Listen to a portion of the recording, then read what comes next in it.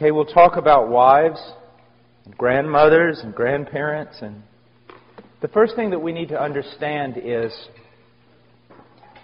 if there's two things that we could say about our society, and here I think the United States and Canada are pretty much familiar, is we are a culture that hates children. 4,000 in my country a day are aborted. They're starting to build even restaurants that are child-free,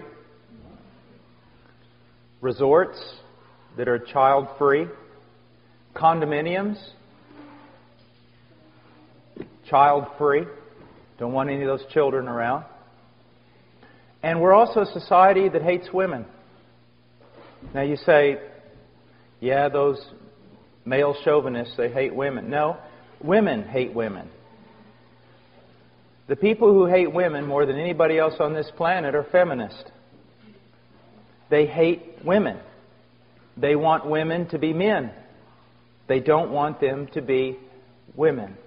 And any woman who says, I believe that it is my desire to be in my home, to raise godly children, to support my husband in the endeavors that he has to go through in order to provide for our family, any woman who does that is considered a failure in our society. She's looked down upon, and I know that from personal experience. I know the things that my wife has suffered, the things that people have said, because, you know, they say, why don't you help your husband?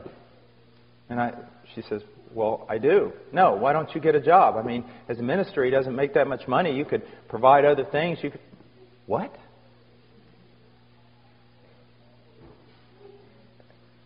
Now, we're going to look at a few things that are very, very important.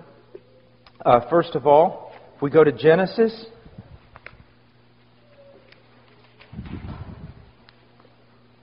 chapter 2.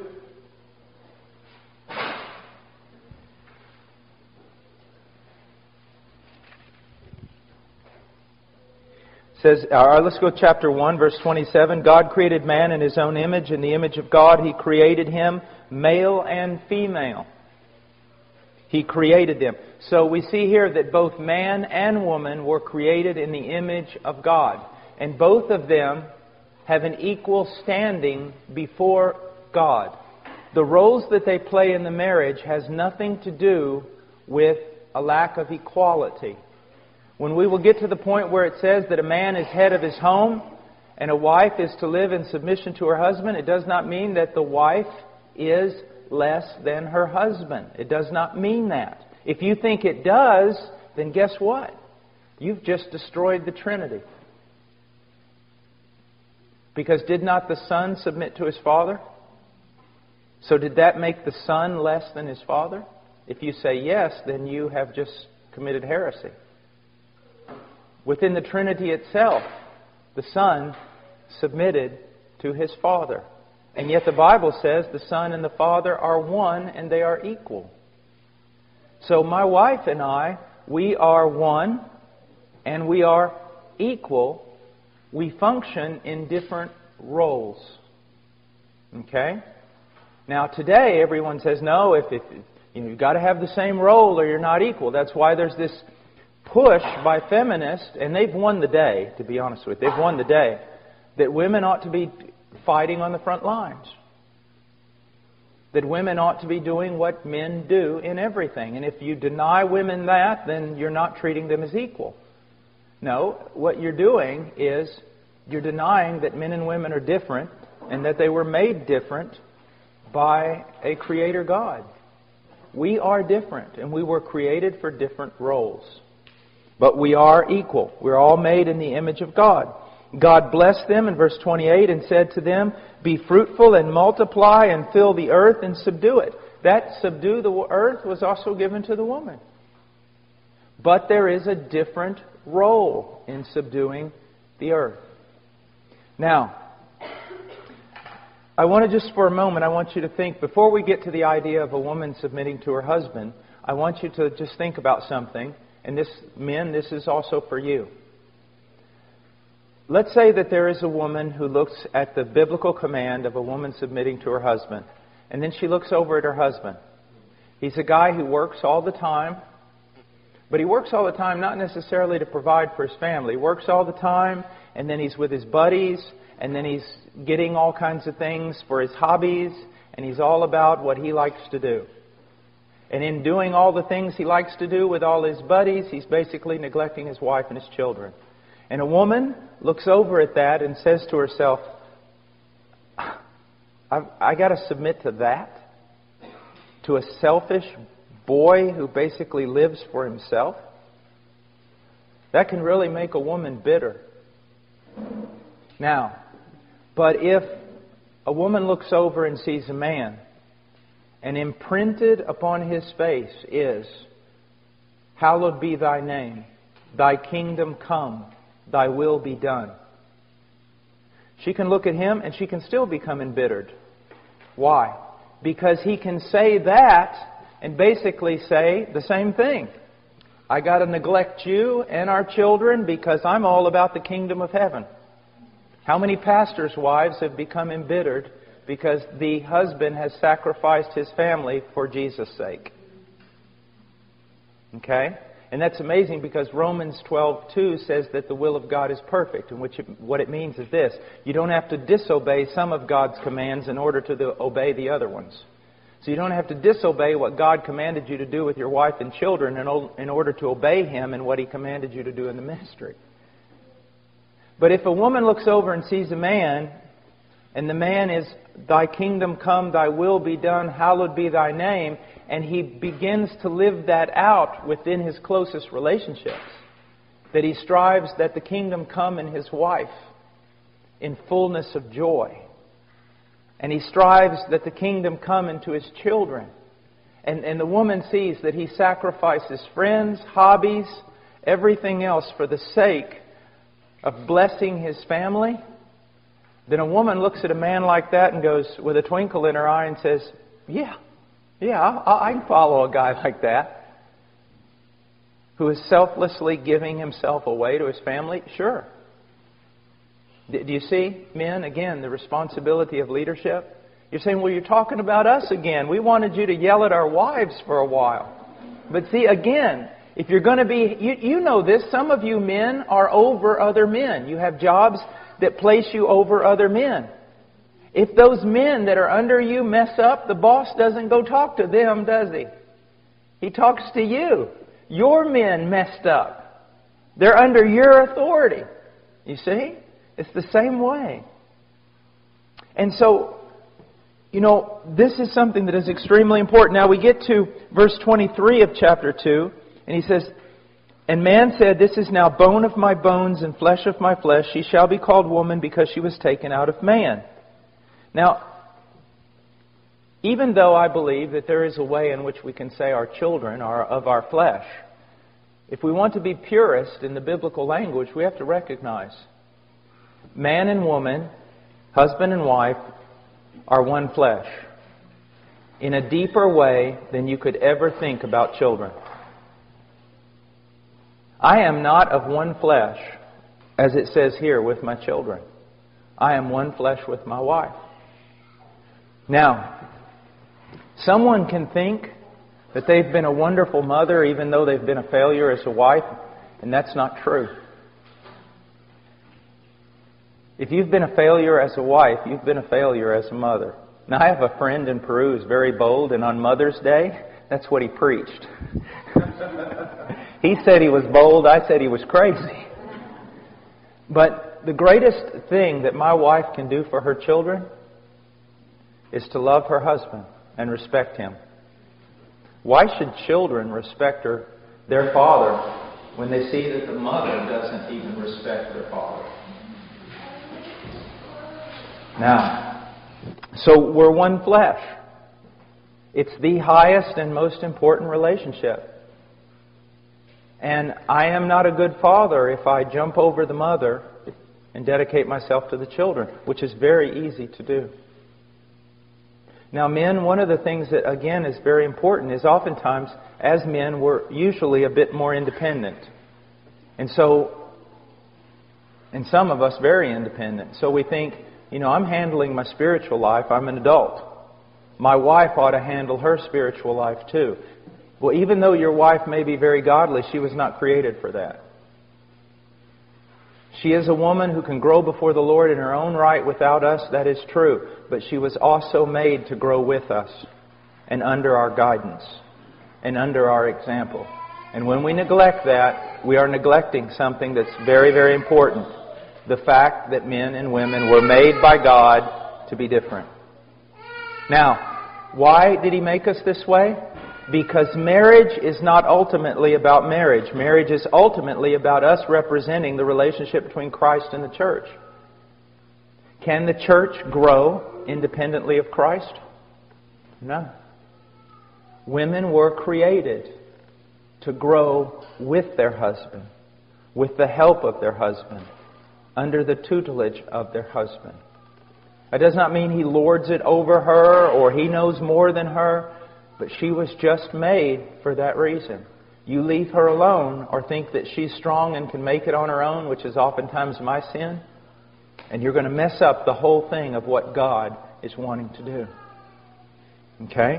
Now, we go on and let's go ahead now and go to Ephesians 5.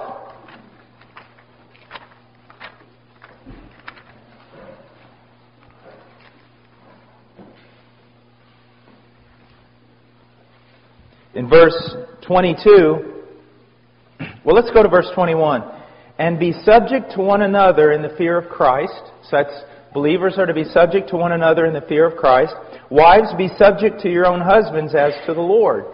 Now, a lot of people will look at this and say, oh, what he's really talking about, because of verse 21, is that there ought to be a mutual submission. And by saying that, they cancel out submission altogether. If there's mutual submission, then what do you do when there's a disagreement?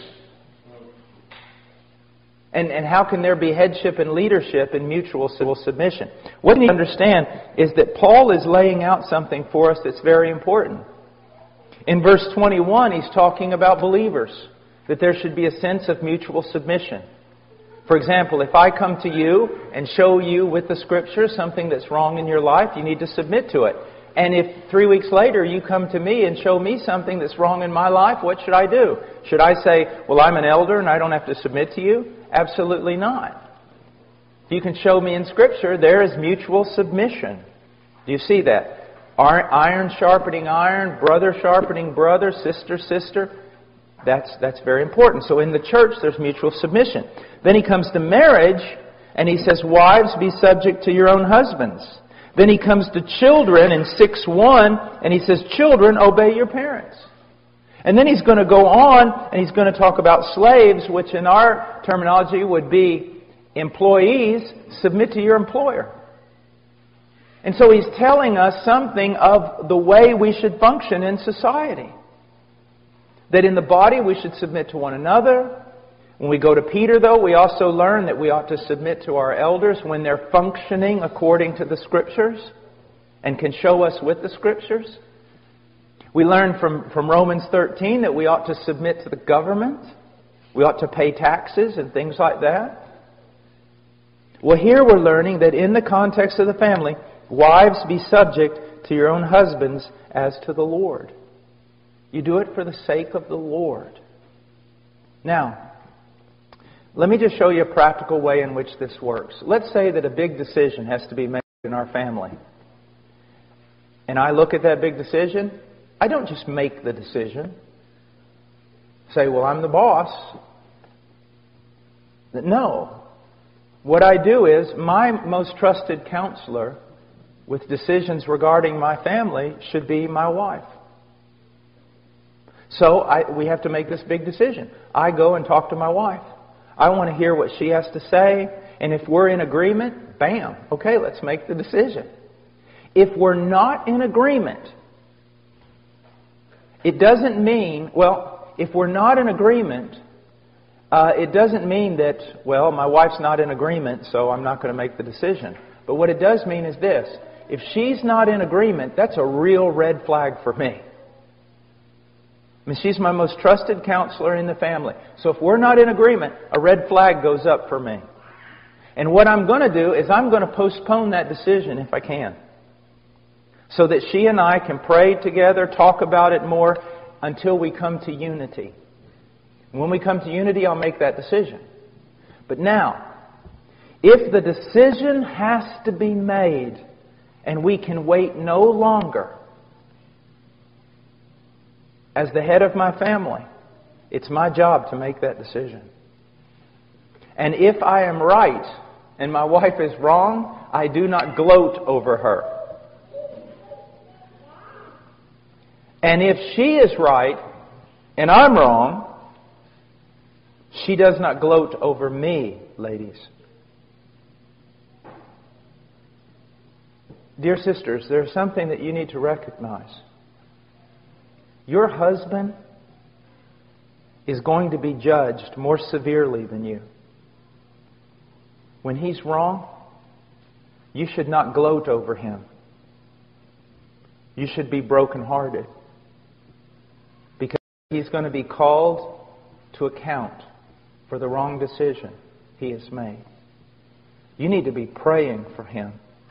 His is a fearful, fearful job. Even though he may not know it. Even though your husband may just make decisions nonchalantly because he really hasn't learned the fear of the Lord, you need to pray that he does. And when he makes a wrong decision, you really need to be a blessing to him. It's a hard thing. It's a very hard thing. It's a dangerous thing. To whom much is given, much is required. Now, I want you to notice something here. It says, "Wives, be subject to your own husbands." And then, in the end, in verse 33, it says, "Nevertheless, each individual among you also is to love his own wife, even as himself, and the wife must see to it that she respects her husband." Now, it's interesting here that it doesn't say that wives are supposed to love their husbands. It says they're supposed to submit to them and respect them. And it's interesting that here it doesn't say that husbands are to submit to and respect their wives, but they are to love their wives. Now, that does not mean that husbands are not to respect their wives, or that women aren't to love their husbands. That's not what it means. But it does tell us something that's very interesting. I do not need my wife to call me 3 times a day and say, "Honey, I love you." I don't need her to send me flowers that says, "I love you." I mean, I'm sorry, I just don't need that. I don't. What do I need? I need my wife to respect me. That's what I need. As a man, I'm made different than a woman. I need my wife to respect me. The whole world. I can wake up one morning, and sometimes with the internet I feel like I do, and every person in the world standing outside in my yard with "Down with Paul" signs. Paul should die. Paul's a false prophet. Paul's this. I mean, I get everything you can imagine. That really doesn't affect me. What does affect me is when my wife, when I feel as though she does not respect me. That kills me. It takes all the strength out of me. You want your husband to be strong? Respect him. Honor him. Now, here's an interesting thing. But it does say that the husband should love his wife. What does the wife need? Constant reminders of that she's loved. She needs constant reminders that she's loved. You say, "Well, I'm just not the kind of guy that says that stuff." I know you're not. Repent. But here's our problem. Here's my problem. We get to thinking that our wives are like us. Well, I don't need someone telling me they love me all the time. I don't need affirmation in that area. And so we don't give it. Not because necessarily we're just terrible husbands. I'm telling you, we've been raised in a culture where we've been led to believe that we're just alike, men and women. And we're not. We're not just alike. Now, my wife needs respect, your wife needs respect, but primarily what they need is an affirmation that they are loved, especially today. I mean, a woman's not even worthy of love in today's culture unless she's 5'10" and weighs 7 kilos or something. You know what I mean? You know that, right? We say she's not even worthy of this kind of stuff. That's only for very special women. And that's the kind of, your women, your wives constantly are looking at women in magazines who aren't even real. And they're going, I don't look like this. You know Cindy Crawford, the famous supermodel? She said something one time that was really wise and true.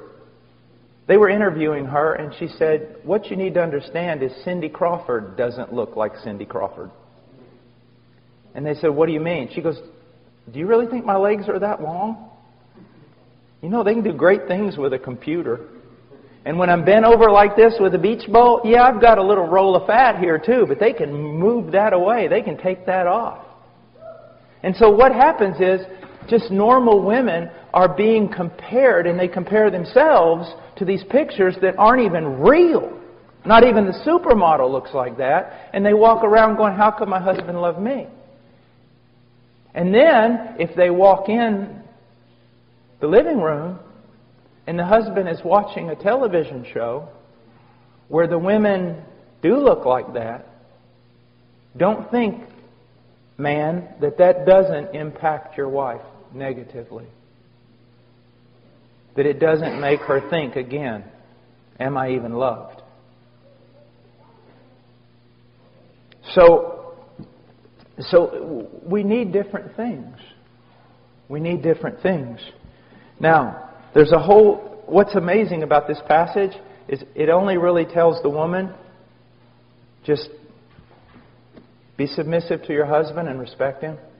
And the whole chapter is about men and how they're supposed to die to themselves and love their wives as Christ loved the church. So, again, we see that the greater responsibility is where?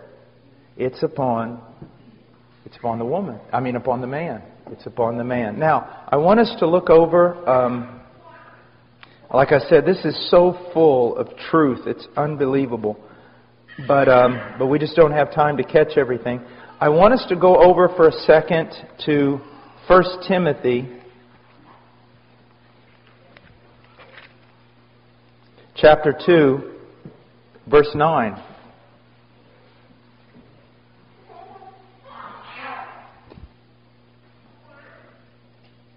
Likewise, in verse 8, Paul says, therefore I want men in every place to pray, lifting up holy hands without wrath and dissension. All right, now notice, men are prone towards wrath. Impatience, anger, fighting, dissension, this type of thing. Then he goes on, he says, I don't want that out of you. I want you lifting up holy hands. I want you living a life of prayer. I want you to be in unity in your prayer.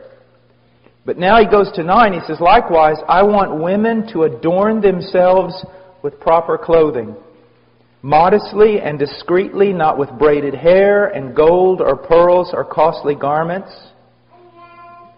Whoa. Well, hold on there. And this is something, I'm going to be very honest with you, that my wife and I have been, we've really been struggling with this. Not that we don't want to obey it. We want to make sure we know what it means. Because what does it mean? Because we've been given some terms here, and they're not, we almost look at this and say, why didn't you give us more? Give us a rule. Give us, something that we can just follow. But I want you to look at some things. I want you to see, first of all, likewise I want women to adorn themselves. Now, he wants women to adorn themselves. Okay? So adornment's not bad. But that adornment, we're going to see, is in verse 11. In verse 10, it's good works, godliness, a quiet and submissive spirit. Now, but let's go on. He says, I want women to adorn themselves with proper clothing. That tells me that there is clothing that's improper for a Christian woman. All right? I mean, that's just logic. There is clothing that is improper for a Christian woman. Now, he says, the clothing must be modest. Modest. This is a very important. It's literally proper clothing with modesty is the way it goes in the original text. So, with modesty. My wife has a really good thing that she says, and she goes, if your clothing is a frame for your face from which the glory of God is to shine, it's proper. If it draws attention to your face. If your clothing draws attention to your body, to outline it, to make it noticed, then it's sensual. It's sensual. What you're doing is wrong. Now, I want to step off for just a second. Women, you need to understand something. Men are not as dumb as you think they are. My wife and I have a friend in Illinois, and she's a very pretty lady. Very pretty. And if she walked in that door right now, every man in this room, if he turned and saw her, this is what they would say. Well, that's a very pretty lady. That's a very elegant lady. That's a beautiful lady. And that's what they would think. But ladies, there are also women that aren't half as attractive as that lady I just described to you, either in their face or in their body, and they could walk in that door, and the moment every man heard the door open and he looked over there, if he was a godly man, he would have to go like this. Because it's not beauty, it's sensuality. And even though you can't exactly write down the rules and put it all on paper, when you see it, you know it. There is a difference between beauty and sensuality. And God is not against beauty. He is against sensuality. In Philippians, we are told to think on things that are excellent, that are noble, that are just, that are right, that are true. The way a woman carries herself and the way she dresses ought to promote the following types of words: modesty, discretion, wisdom, beauty, elegance, refinement, but not sensuality, luxury, extravagance. You know, extravagance, ladies, is when your husband wants you to take off your earrings so he can make them into lures to catch northern pike.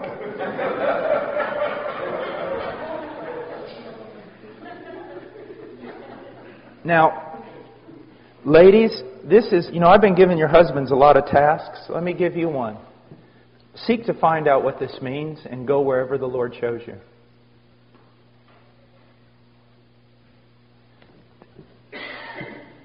There is nothing more attractive than a woman who has this look of wisdom and discretion and nobility and simplicity.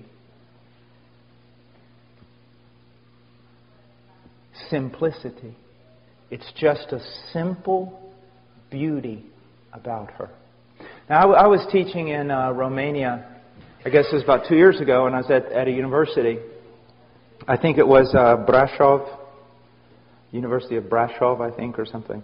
And it was Europeans, just European techno-punk kind of stuff, All these all these college students come in there and everything. There's a whole room full of them. And there was a bunch of girls there at the bottom of the auditorium in the first rows, purple hair, nails through their nose, just stuff like that, And I looked at them, and I didn't get angry.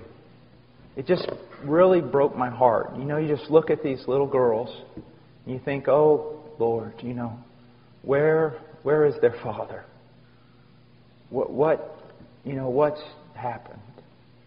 And this is what I did. I looked at them and I said, how many of you have seen the movie Pride and Prejudice? BBC, or the recent one with Keira Knightley, or how many of you have ever seen that? Or seen Sense and Sensibility? You know, those two movies. And most of them went, you know, I have. And I said, after you saw that movie, those movies, did you feel sad? Kinda? And a lot of them went, well, yeah, I did. Come to think of it, when I saw those movies, I felt sad. And I said, do you want me to tell you why? And they said, sure. I said, because much of what you saw in that movie has been killed in you. It's been killed. There was a time when people dressed for the sake of beauty. Now it's for the sake of lust. It used to be refinement. Now it's grunge. And I said, isn't it amazing that even though this really didn't happen in the movie, this was kind of the thing the movie gave you. Like if a girl was standing there and she reached for a book, let's say a 19-year-old girl, and she reaches for a book, and the moment she reaches for the book, a boy also reaches for the same book, and his hand crosses her hand like this just by accident, and guess what happens? The moment that happens, she almost loses her breath, she flushes, and has to leave the room. Look what they've done to you. Look how they've robbed you. And you've allowed yourself to be robbed. The young man, his heart's beating and he doesn't even know what to do. Just jumps out of a window. The young girl is all flush and she's just feeling all these emotions that are just about to explode in her heart, and tenderness and innocence and all these things that have been killed in you, young lady. They've been killed. Sin causes death all the time. It kills everything. It kills beauty. It kills poetry. It kills refinement. I would challenge you to get into the Scriptures, and it is a difficult task, because you start asking yourself a question, well, what is it? What is masculine? I mean, does it mean I can never wear pants? Does it mean this or that? Those are very hard questions, and you know what? You need to have a lot of grace, because when the Scriptures do not say something specifically, you better not be putting your specific rules upon people. Be very careful here. And as you know, I mean, my wife's here. She doesn't dress like a Puritan or something. But at the same time, I can tell you that she and I are in a transition. Because we've honestly, you get around to trying to look at different aspects of your life. And one of the things is, what is it supposed to look like to be a feminine, beautiful woman with discretion and wisdom and nobility? And you could dress a woman in a skirt that went all the way down to her heels, and she could still be sensual and ungodly. I mean, nothing's going to cover up a wicked heart. But how should the daughters of God dress themselves? And some people have gone really, I think the other side, and they just wear denim skirts and white tennis shoes and, put their hair a certain way, and everybody's a homeschooling mom. I don't think that's what the Scriptures had intended either. But I will tell you this. Take simplicity. Take modesty. Take discretion. Put within that beauty and elegance. Throw away from it all sensuality and luxury and extravagance, and try to find, where does the Lord want you to be? And I'll tell you this, just as a man. A woman who most people would say is not that attractive in her face or in her body. If you see nobility in her, if you see discretion and wisdom in her clothing, in her way of being, it is attractive. It is pleasant. It is. It is. A noble, virtuous woman who just doesn't have it on the inside, but it affects the way she dresses, it affects the way she holds herself. And young ladies that are here, man, boys don't play with you. They don't wrestle with you. They don't come up and grab you around the neck. They don't do all these kinds of things. You are very special, very proper. Not in that wrong sort of way. There's a dignity to you. So don't allow the world to tell you how to dress because they just want to make you sensual. Don't tell people how don't let people tell you how boys are supposed to treat you. Let God tell you. And you demand that. Now, fathers, here's something else. If you treat their mother very poorly, then don't expect your daughter to rise above you in the mate she chooses. She needs to be able to look at you and then look at all these 20-year-old boys that haven't got, the brain God gave a goose. She needs to be able to look at them and go, "You do what?" When that boy says, "I love you." "You what? Love me?" You can't even spell the word love. Go look at my dad. Follow him around for 2 years. He'll show you what love is all about. Do you see? Guys, we do such a disservice to our daughters. We all do. When we neglect their mothers or treat their mothers common. So don't be angry one day when some guy comes along and treats your daughter as common. Now, look what it says here. It says,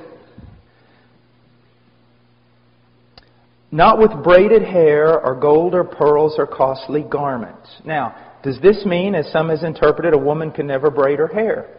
Well, if you go into the Greek world, you will see some braiding that went on that literally, it was frightening. The woman looked like Medusa. I am not kidding. They braided hair they would spend days braiding this hair up. And it was going all over the place. It looked like snakes coming out of her head. That's what Satan will always do to a culture. What he's talking about here is not that you can't braid your hair. He's talking about just the simplicity of it. Not extravagant. And then there's gold and pearls or costly garments. Now, what does this mean? Well, I see that the servant of Abraham gave Isaac's bride some costly bracelets, some rings for her nose. Go figure. So that wasn't treated as an ungodly thing. I think it goes back again to extravagance. Extravagance. And costly garments? No. Women should not be preoccupied with spending a lot of money on clothing. But you know what? A wise woman, a noble woman, can take a little bit of something and make it look pretty amazing. Remember the Proverbs 31 woman? She didn't just dress her household. She herself dressed in purple. But it was a frugality. Like one time when Chado and I were on our honeymoon, I wanted to really I'm going to buy her something. So we go in this clothing store and there's this dress or skirt. I don't know the difference between a dress and a skirt. What was it? Was it a skirt or a dress? Skirt. Okay.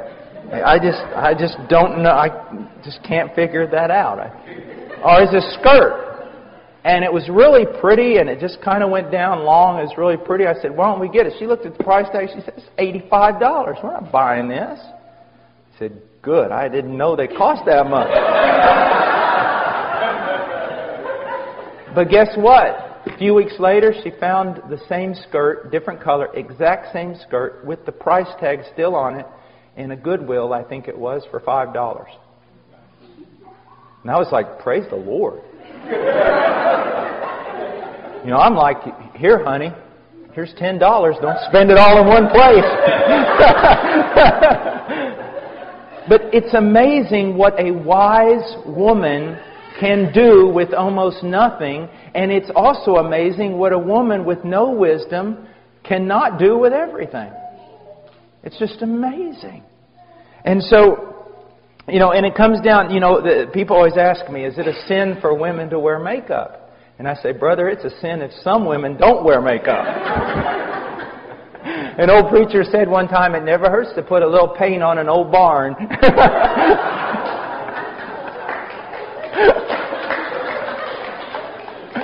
But now here's the point again. You can see when a woman uses makeup and there's discretion. And you can see another woman that looks like she just lost a paint gun war. You know, and that's just what it comes down to. And then there needs to be a lot of grace when you make your decision. I remember one time I'd preached in Romania and God had really moved and saved a bunch of people and the meetings were all extended. And then the next year I came back and I brought my wife. My wife had some little earrings in and things like that. And this Romanian woman walked up and she goes, Brother Paul, you preach power of God in your life. How could you be married to a woman like this? And I was like, I'm stepping back because there's going to be a fight. And my wife was so wise. She got her in a headlock and pounded. No, I'm just kidding. This lady who said this was about 25, 30 years old, 25. And she looked just haggard. But, I mean, in her face you could see she was an attractive lady, but she was just haggardy. I mean, just morose. And my wife goes, do you have a picture of yourself? The lady goes, yeah. Before I was converted. Charles said, can I see it? Lady said, yeah. Charles looked at the picture and it was a vibrant young lady, smiling, happy. Charles looked at it and she gave her back the picture and she said, you know, I liked you better when you were lost. And then she came back to her and said, is this what Jesus does to a person? Kills their joy? Makes them mean-spirited? Okay, you don't have any makeup and you don't have any earrings on. But you look, she didn't say this, but I know she was thinking it. You look like a zombie from the Dawn of the Dead movie. You know, the fact of the matter is, this woman was in bondage. She had decided that she should wear longer dresses, and I think that's wonderful. And she had decided that you need to be very careful. I think that's wonderful. But look what she didn't have. She didn't have the good works as is proper for women making a claim to godliness. She didn't receive instruction well, and she wasn't submissive, and she didn't have a quiet. There was just no joy. There was no fruit of the Holy Spirit.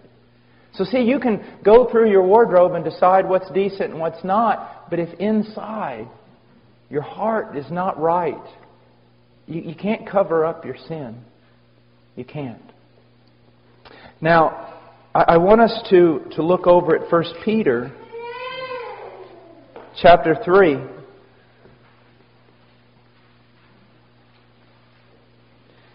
Verse 1, in the same way, you wives, be submissive to your own husbands, so that even if any of them are disobedient to the word, they may be won without a word by the behavior of their wives. I want to tell you something. This makes me laugh. You think God isn't all wise? God, look what He says. He says, if any of them are disobedient to the word, He said, wives, they may be won without a word. How do women seek to change their husbands? With their tongue, with their words, isn't it? I've even seen women, husband, I'm telling you, you are going to be the leader of this home. Now get up and lead. And I'm going to tell you how. I mean, just fighting with their husbands constantly. You are not going to change your husband with your tongue. You're going to change him with your behavior. Let me give you an example. I come home from work, and it's been a bad day. And I'm thinking about only one thing. Me. All right? And I deserve it. I have suffered all day working in the mission. Things have gone bad. I've had to fight the devil, hell, and everything else. And I'm coming home, and things need to be right. And I come home, and they're not right. Now, usually my house is clean, and usually there is food ready and everything else. But I come home this particular day, and it looks like Godzilla came through my house. And I say, honey, what's the deal? I mean, I'm out there fighting the devil all day, and I'm supposed to come home to an orderly house. And she spins around and looks at me with a fire in her eyes that would make a grown man run back to his mom. And she starts, what do you mean coming in here? You don't know what I've got to deal with. And you out there all day doing this. And yeah, you went to lunch. Yeah, and you did this. But I'm stuck here and I'm homeschooling. And the moment she does that, it's the fight is on. Now, I know none of you ever deal with anything like this. But the fight is on. And guess what? Both parties are justified in their own mind. They are totally justified. And no one is ashamed for their ignorant, foolish, ungodly actions. But now, let's replay it.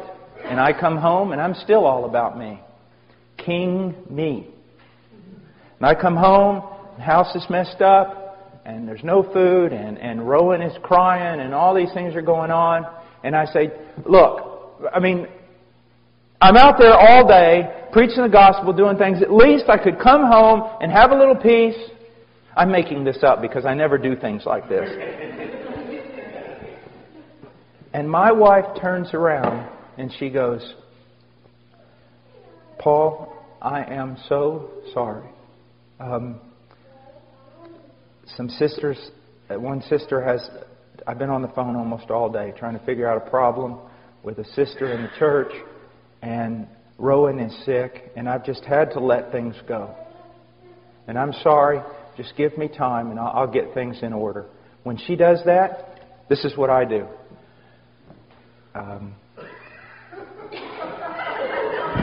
I go outside, go into my workshop, find oak is usually the preferable wood that you want.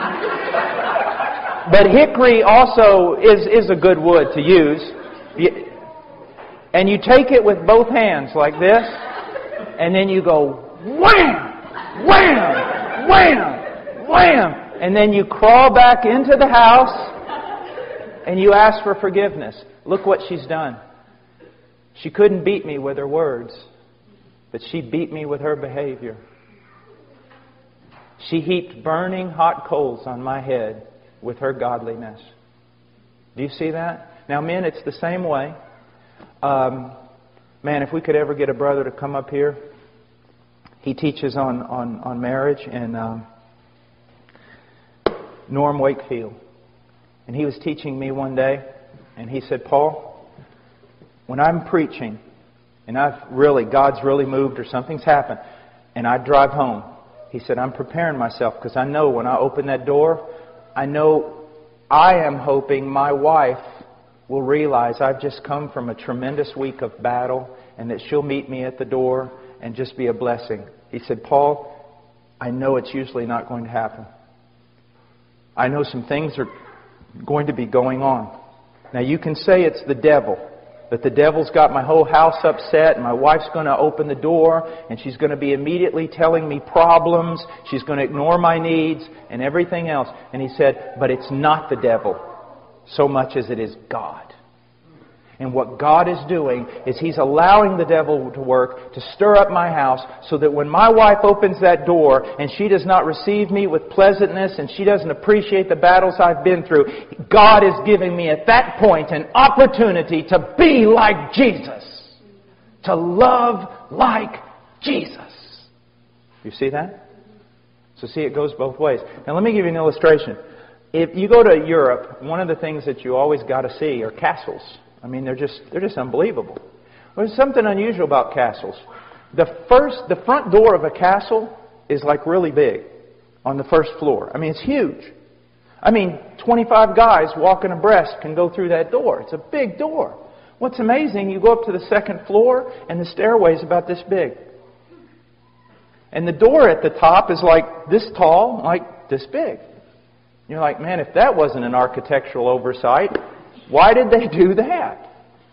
Well, here's the way. Here's the reason. Let's say that there's a bunch of people in the castle, and they're in there locked up because there's an army, a gigantic army outside the castle. Well, that gigantic army, it storms that door, the first door, and 25 men leaning against that door, and they push it in, and here comes the whole army floods into that first floor. Now, let's say there's only 10 people in that castle.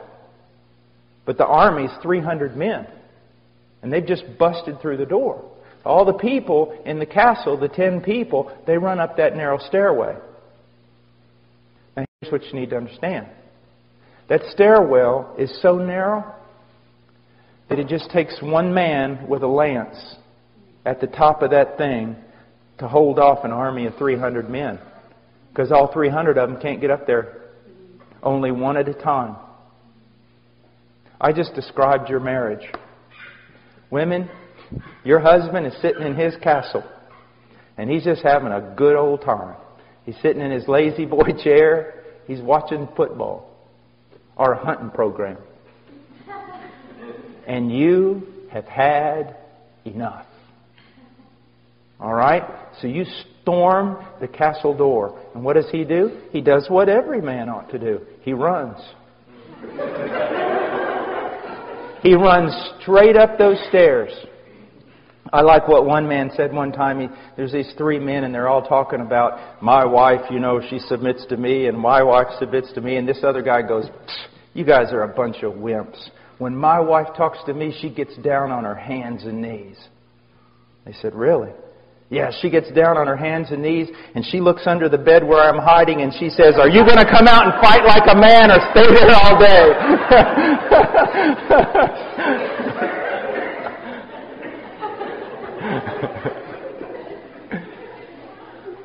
But here's the thing, wife. Your husband sees you, sees that double-edged sword coming out of your mouth, and he runs up, and he's got his lance, and you coming up that stairwell. And you're coming up that stairwell fighting with him. That tongue of yours is moving like a weed eater. And the whole time you're giving him the rights. You're just telling him the way it ought to be. The whole time you're doing that, you're also praying. God, why don't you help me with this man? God, why don't you help me with this man? God, why don't you do what you need to do? Why don't you change this man? God, I can't understand. And every time you say, God, why don't you help me with this man? God's going, get out of the way. And you're like, oh, I'm not getting out of the way. And you just keep fighting. God, why don't you get up here and help? God goes, there's room for only one. Get out of the way. And you won't get out of the way. Because you'd rather just wag that big dangerous tongue of yours than you would get out of the way. I thought about writing a book. I'm still thinking about writing a book to wives on how to act in such a way so that God will kill your husband. I'm just afraid it'll be a bestseller and we'll have a lot of men dying. But you remember what God says in Romans? Well, in Romans 12, give place to the wrath of God. Get out of the way. It says, don't deal with your enemies. Don't fight fire with fire. If someone does evil to you, don't do evil back. Just get out of the way. And what God is telling a woman is this. Continue in your godliness. Continue in your quiet spirit. Seek to honor Him as much as you can. And call out to me. And I will be your help in the day of trouble. God changes people. And this works the same way with husbands, except more so. Husbands, you are called. The wife is never really called to be an example to her husband. But the man is called to be an example to his wife. You want your wife to change? Be an example. Be an example. And brothers, you know, I hate teaching this because it just points out my own errors. But I'm not teaching it because I live it perfectly. I'm teaching it because it's true and I need to hear it every day. And so do you. And ladies, it's the same thing. So do you. You need to hear this. He says, without a word, by the behavior of their wives, as they observe your chaste and respectful behavior. Again, look at this. Your adornment must not be merely external. And the word merely in Greek is not there. But he's saying your adornment must not be external, braiding the hair and wearing gold jewelry or putting on dresses.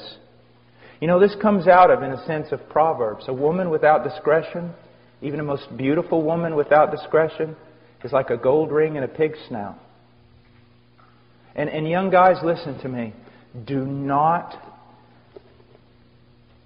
If you are led into marriage because of the sensuality of the girl, you will hate yourself in the end.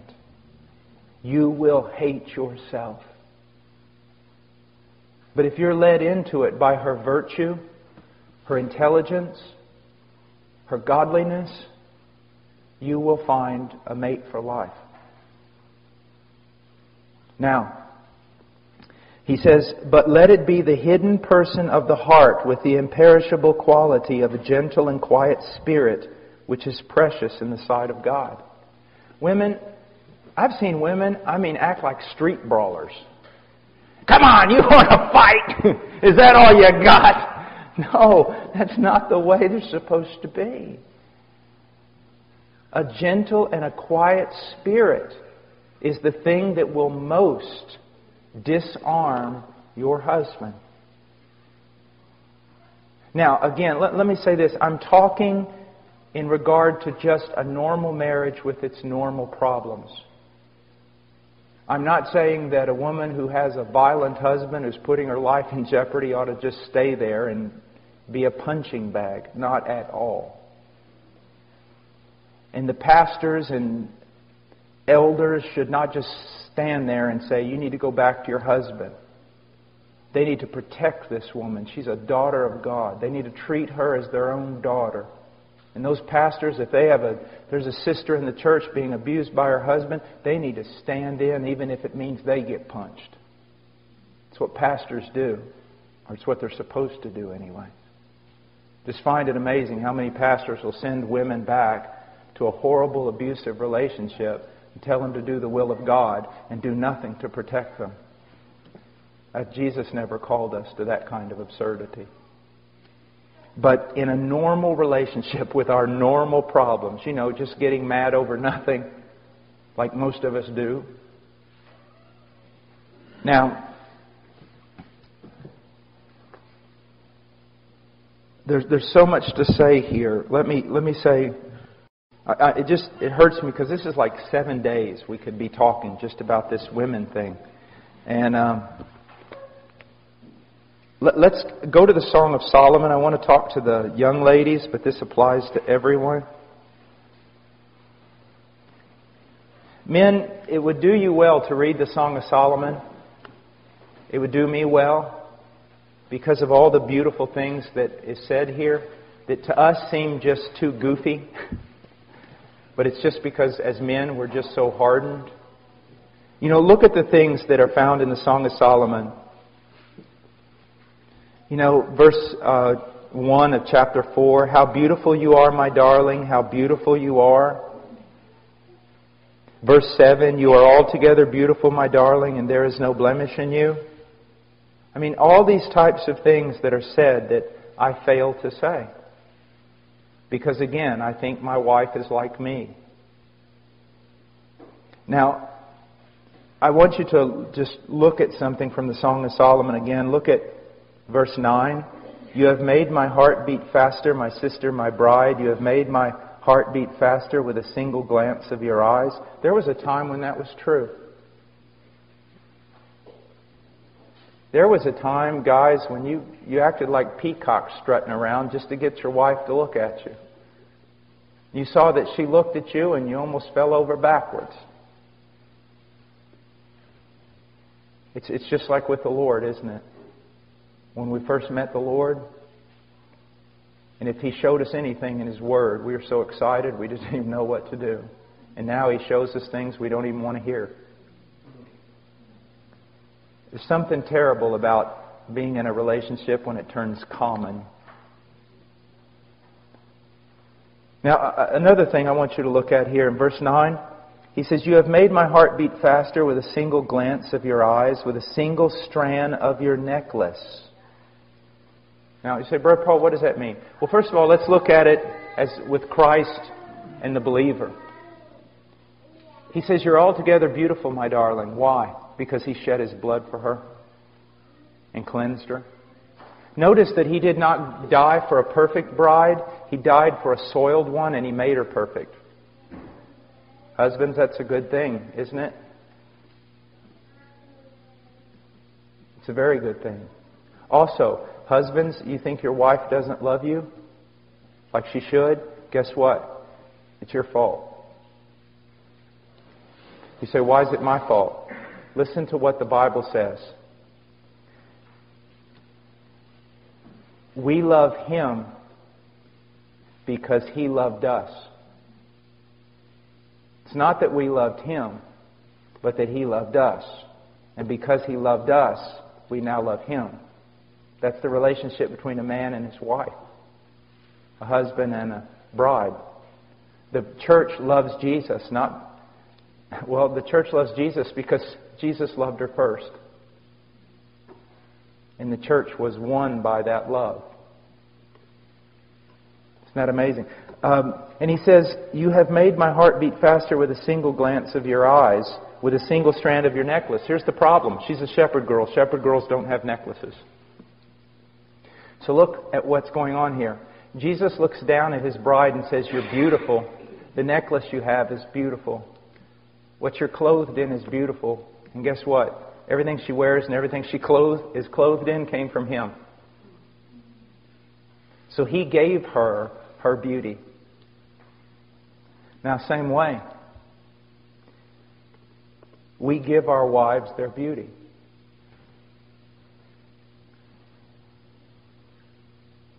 That's why he talks about washing your wife in the Word in Ephesians 5, and that Jesus is washing His bride in the Word in order to present her before Him as spotless.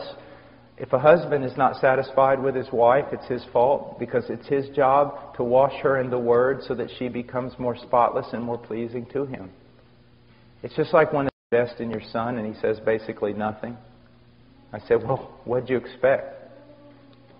When we invest little in our wives, we shouldn't demand much from them.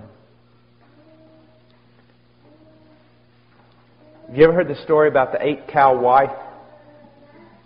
I love this story. This man in Africa, if you want to get a wife, you got to kind of pay for her. You got to give her dad a bunch of cows or chickens or whatever. Well, this one man, he had this daughter, and she wasn't very pretty. And he's like, I'm not even going to get a chicken for this daughter of mine. And she's not pretty at all. And one day, this guy shows up, and he goes, I want to marry your wife. Marry your daughter. I want to marry your daughter. And he goes, what? He says, I want to marry your daughter. Dad goes, you're kidding, right? No, I want to marry your daughter. And he's like thinking, I wonder how much I'm going to have to pay this guy so he'll marry my daughter. And he goes, well, what will you give for my daughter? And the highest price you could give was 8 cows. That was the highest price. And so this young guy goes, 8 cows. The dad goes, what? Have you seen my daughter? I mean, what do you mean 8 cows? He said, no, I want to pay 8 cows for your daughter.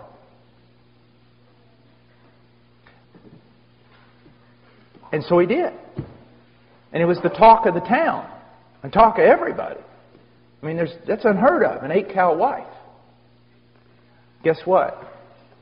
She came to be known throughout all the land as the 8-cow wife. And guess what? She became also the most respected woman in all the tribes. Someone valued her, and she lived up to that value.